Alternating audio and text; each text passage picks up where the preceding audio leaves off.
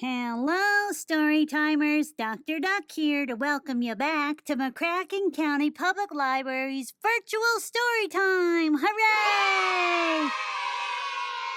This week I encourage you to practice learning about the number 1.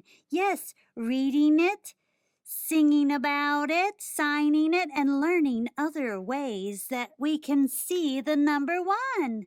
Yeah, here is the number 1. You know what that is. But you can make the number 1 with your hand. Yeah, you can do it. Just practice like this. Right. And let's sing together. I got number 1 in my hand. I got number 1 in my hand. I got number 1 in my hand. And I can sign the number 1. Yeah, great job. The number 1 can also be seen other ways, like, well, let's get my magnifying glass out for I spy. I spy with my little eye something that also means the number 1, and it is O-N-E. 1. O-N-E spells 1. Yeah, we can write it out with our letters. Good one. Okay, next one. First. Yes, first also means 1, like the first book Brary has for us at story time. Yeah, out of his backpack. Oh, I can't wait to do that again. All right, last one. Oh, unicorn, yeah.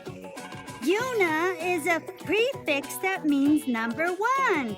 Yes, this unicorn has how many horns on it? That's right, just 1. Wow, good job. Well, speaking of unicorns, Brary has a digital book just for you. Hello, Miss Nicole and Brary Bear here to read you a digital book called Uni the Unicorn in the Real World. Written by Paris Rosenthal, illustrated by Bridget Barriger. And thanks to Penguin Random House for letting us read these to you this season. Let's begin. In almost every way, it was an ordinary day in the real world, but not that ordinary. Uni, the only unicorn who believed that little girls were real, was visiting. How could this be true? Well, Uni's friend, a strong, smart, wonderful, magical little girl, had made the same wish as Uni at the exact same time. The clouds parted, the golden sun shone brightly, and the double rainbow appeared. That's the magical bridge between here and there. The little girl couldn't wait for Uni to meet her family and friends. But when she introduced Uni to her parents, they looked puzzled and just shook their heads. The little girl was so disappointed. Yeah, I would be too. Never mind, she thought. She knew her friends would love Uni as much as she did, and the two raced to the park to meet them. Oh, I wonder who won. Along the way, they stopped to rescue a stray cat. Meow. They played on the slide, oh funny, and took turns on the swings. Whee! And they laughed and talked all afternoon while waiting for the little girl's friends to arrive. When they did arrive, she introduced Uni to her friends, and they looked confused. Who was she talking about? The little girl's friends laughed and said, "Ha ha ha! Silly girl, everyone knows unicorns don't exist. They're just make-believe."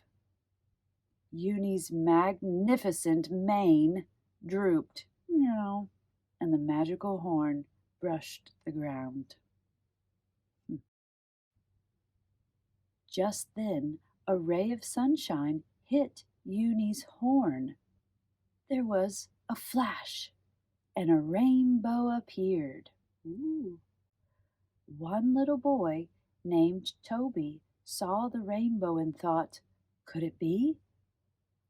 I've seen something, he shouted as he became open to the sparkle of believing. He saw that unicorns did exist. They were really real. The little girl smiled because she had never once doubted. And one by one, her friends started to believe too. Wow! Fairies and elves, dragons, and every imaginary creature appeared before their eyes. The power of believing spread across the real world, making it a bright and joyful place where everyone, absolutely everyone, was welcome. Thank you for reading us that book. The Unicorn in the Real World. Oh, Uni the Unicorn. Lots of rainbows in that book. That was beautiful. Great focus, story timers. Well, that's the end of story time. Can I get 3 cheers? Hip, hip, hooray! Hip, hip, hooray! Hip, hip, hooray!